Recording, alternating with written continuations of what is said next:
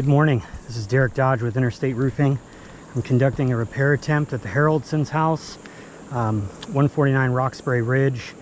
I've done a repair on the front west slope. I'm going to be doing a repair on the rear slope to determine whether or not this roof is repairable. First thing that I want to say is that if you look at the age and condition of this roof, we can draw that this isn't repairable. Like, this looks to be new, this looks to be old, and 2 courses above we've got wind damaged shingles. So it is my opinion, based off of the repair I've already done, but we're going to show in real time the consequential damage that happens as a result. Let me just point out, that's a failed repair attempt. We've got failed repair attempts over here, and we actually have failed repair attempts on the eastern slope as well, where we can see, obviously the person who repaired it, they just sealed it with asphalt, but you can see clear creasing across the top and the 2 courses directly adjacent to the repair. So we're already seeing that previous repair attempts in the past have failed, but no problem. We're going to do another one just so we can make sure. I chose the rear facing slope as well, because if you look at the different areas where we have wind damage, we've got some here, but the quality of the shingle is really bad over here. Could have done over here as well, but the quality of the shingles are really bad. This section right here seemed to be the newest section. Now, it's important to note that I've identified the wind damage shingle is denoted by the X. I've identified the course that it belongs to. So what I have to do in this repair attempt is break the tar strips, the shingles that have not been broken by wind, and then remove the nails. Excuse me. Remove the wind damage shingle, replace it with a like and kind quality shingle, refasten it back down, and then inspect the 2 courses above to see if consequential damage has happened as a result, to determine whether or not this roof is repairable. As you can see, there is no creasing or any damage to the shingles adjacent to the wind damage shingle. The only one that is damaged is the wind damage shingle. As you can see, the clear creasing across the top. So this might be a little bit of a longer video, but it's important for me to just show you exactly how I'm going to do it and to set some baselines. So this is a speed square. This right here is the pivot point. We use speed squares to find angles of everything, and I want to make sure that you guys know that I'm doing everything in my power to not over manipulate the shingle, to get a real factor or a real gauge of whether or not this roof is repairable. So whenever you're finding angle, you use a pivot point. So in this case, we're just going to lay it flat against the roof, the pivot point right there. And what I'm going to do, for your reference, actually I can't do that one because that seal's not broken, but I can do the wind damage shingle. So we're going to go to right there, and I'm going to lift it up to 45 degrees. The camera, hopefully the camera can see it, but that's 45 degrees. Let me pan out so that you can see. I'm going to have to back up this pitch hopper because I'm sitting too close, but as you can see, this is a 45 degree angle. So I'm not going to be going above a 45 degree angle or any more than is necessary to perform the repairs.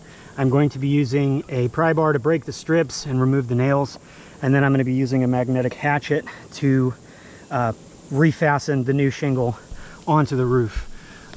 Allstate, not so much. State Farm likes to try to tell me to use a snake. Snakes are something that DIYers do. That is not something that roofers do. Every roofer uses a mag hatch. With the mag hatch, this is magnetic, so I can put the nails there and slap it into it, and by doing that I'll be able to match the pitch of the roof so that the nails don't get buried in the wrong way and cause damage to it. You will see that I'm not going to strike the shingles with the hammer. I'm still going to be able to do it without lifting it above a 45 degree angle. For your reference, you can rewind back and take a screenshot of this so that you can have that as a baseline to know that I'm not going to be lifting the shingles more than necessary. And then I've had one Allstate manager say that, and no one has said this on this, so I'm not trying to attack anyone. I just want to cover all the bases so that by the time we're done, we have an objective truth that has come to light that the roof is or is not repairable. So an adjuster has said that no matter what type of shingle, whether it's new or old, if you lift it above a 45 degree, then granules will dislodge, like the matting will fracture and granules will dislodge. Well, when I'm done and we're done inspecting, what I'm going to do is that brand new shingle right there, I'm going to lift it to a 45 and we're going to see whether or not granules dislodge. Because that is not the case when shingles are new. They're pliable, they can be lifted, but I just want to cover all bases. So sorry for the 5.5 minute introduction before we even get to a repair, but I just wanted to cover all those bases. So now that I've explained what I'm going to do, I'm going to do it. So we're going to break the tar strips. We don't have to break this one, obviously, because it's a wind damaged shingle.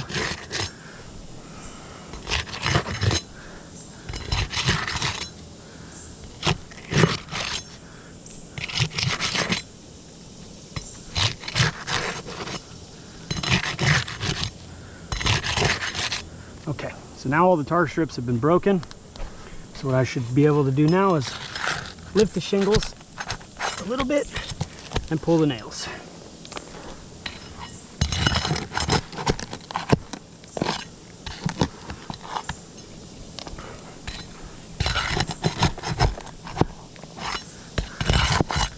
A little bit of water rot. Okay. I don't know if there's, let me see. Okay. Either the nail got buried and I'll be able to get it when we're done, or it wasn't nailed there. Getting a call and I call him back. Oh, one thing that I do have to do before this, sorry, is take overviews, close-ups for the video. Let me go back to the GoPro so I can make sure you guys can see everything. Okay, you guys can see everything. Good. Put my glove back on. Okay.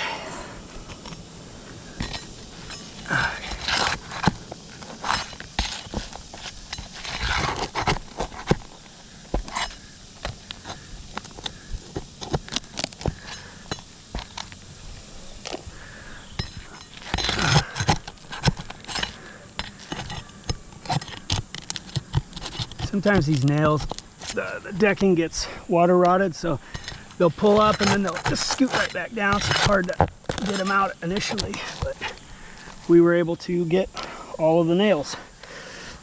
So pull that out. We don't see any ripping or tearing in the shingle, so it means I got all the nails. Let me just, okay, I do not see another nail, so it looks like that was missed on install.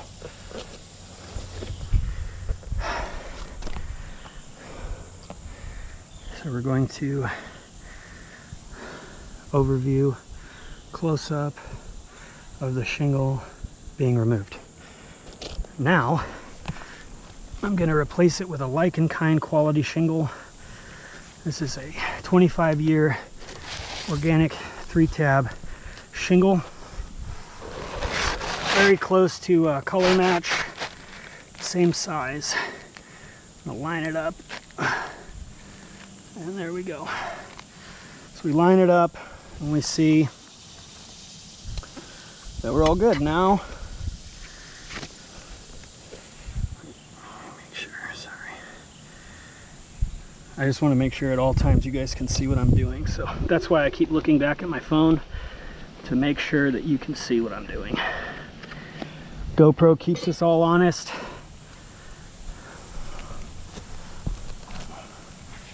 So as you can see, didn't lift it above a 45. Was able to nail it right at the sure strip.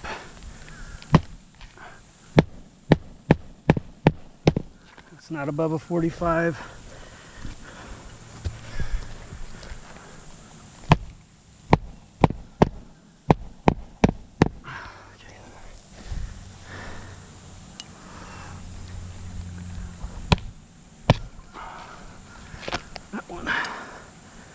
Didn't do it right. Sometimes when you remove the nails, the heads bend, so it makes it more difficult. There we go.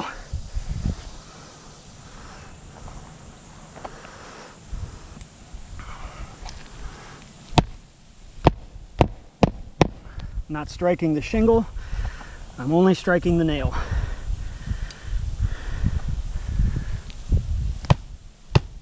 That's a good hit.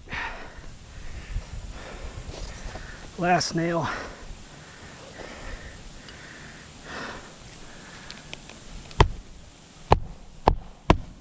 There we go. So we've got it installed. See, that didn't, the introduction took longer than the repair itself. So, I don't know if you can see it yet, but there was consequential damage that has happened as a result of this repair. So, let me explain. As you can see here, we've got creasing across the top. You see how the granules are dislodged and they're just coming off. What I do, first thing I do if I don't see a clear crease is I check this. I'm not lifting this above a 45. I'm feeling whether or not there's any tension left in the shingle. There is not. This is flapping like a piece of paper. It's like a sticky note. That's what I like to equate it as. And then when a shingle is not repairable, what happens is the fiberglass matting in the shingle fractures. The fracturing causes the granules to dislodge from the asphalt, which is where we get the creasing. It's almost like a wind damaged shingle. So to check to see if the granules have been dislodged or the matting has been fractured, you can rub your finger against it, and then we see more clearly that there is creasing. So let's just use this as a baseline, right? Because I only want to say what I can prove. This is a brand new shingle, so we will assume that the brand new shingle has not been fractured because it's brand new. I wipe my hand across the top. I'm wiping way harder than I was with the other one. We see absolutely no granules dislodging, okay? So this shows that this is not fractured, and this granule loss shows that it is.